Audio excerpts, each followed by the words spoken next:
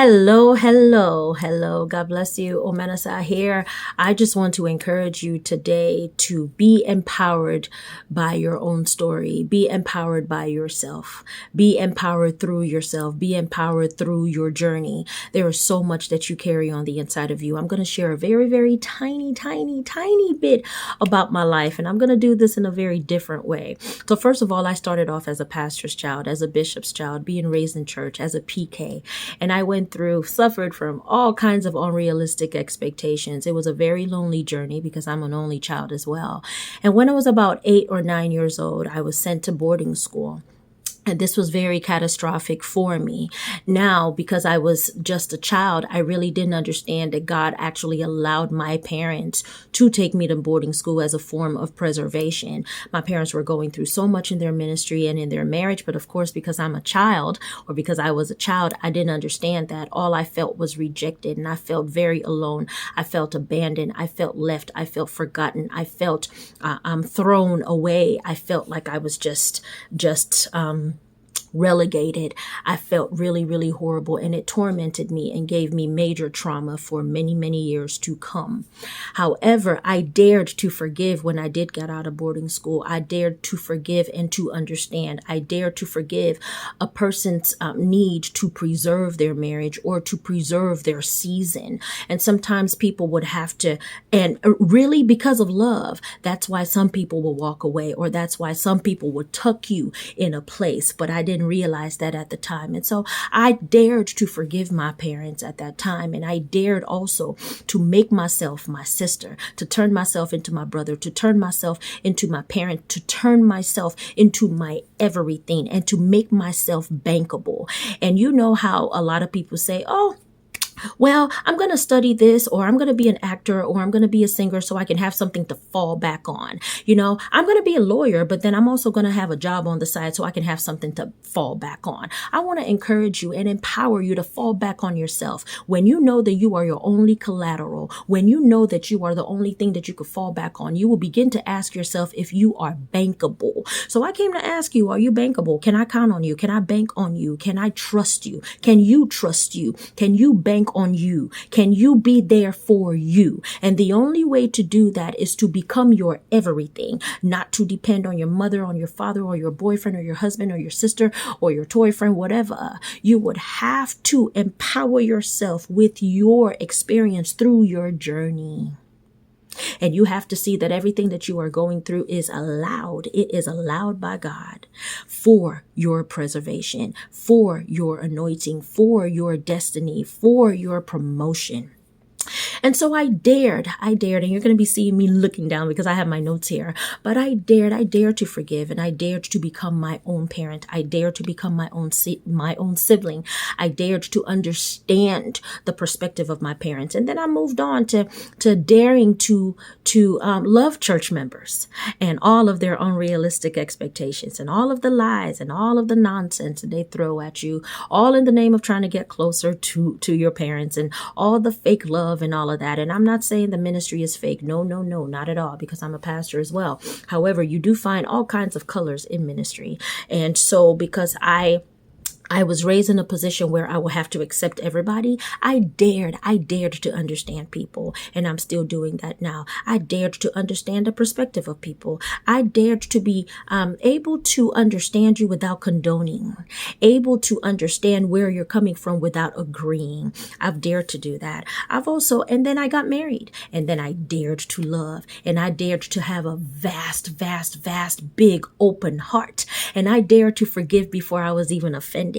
I dared to integrate because I was marrying somebody from a different tribe, from a different culture, from a different everything. I dared to integrate myself. I dared to learn. When I had a miscarriage, I dared to trust God again. I dared to pray. I dared to believe that God will give me another child.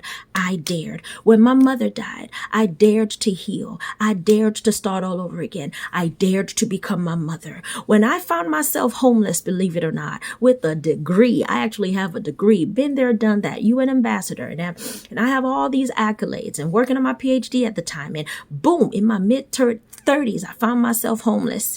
I dared to heal. I dared to start again. I dared to start a different profession in nursing. I dared to go into hospice. I dared to go into dementia. I dared to stretch myself. I dared to find out why God allowed me to crash so low, because there was a high that was on its way. I dared to wait and see the salvation of the Lord. I dared.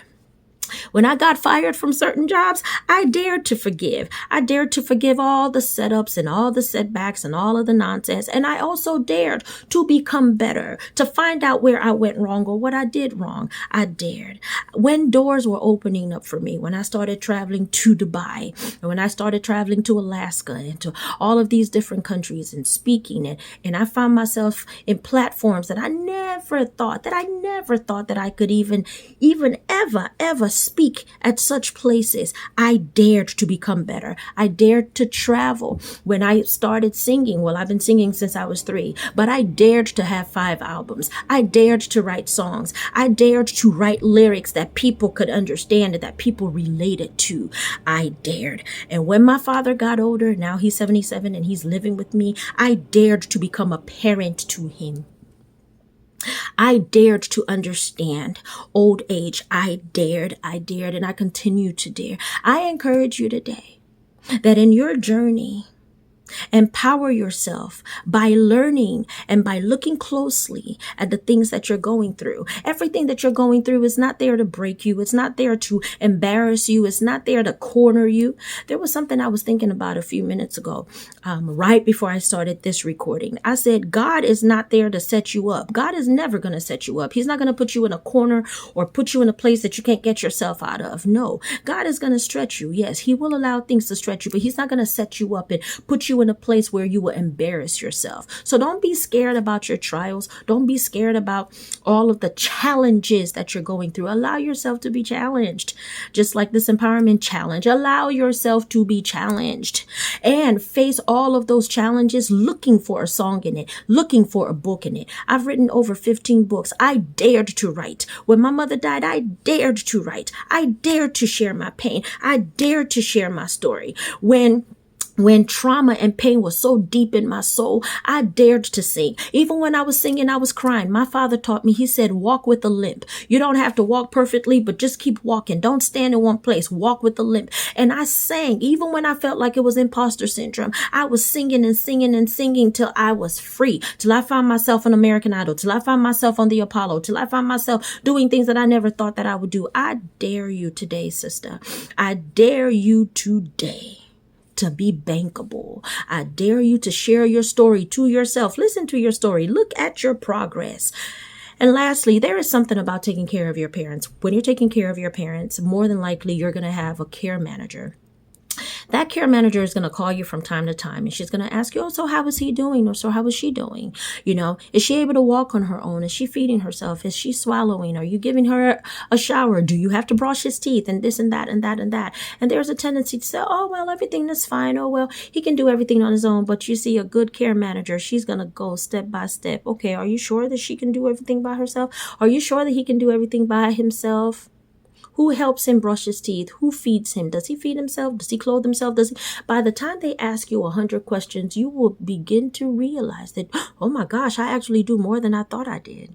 Because it's become second nature to you. A lot of us are on default, like we're just living and we're having so much success, forgetting the grind in the success. I dare you today to remember the grind in your success. Remember the headache. Remember the tears. Remember the grind. Remember the pain. Remember the money. Remember the resources that you didn't have. And now you're trying to make it happen. And now it has finally happened. Remember your story. I dare you to empower yourself through everything that has tried to make you powerless. God bless you. Thank you so much for listening. Remain powerful because that's really all you are. God bless you. Bye.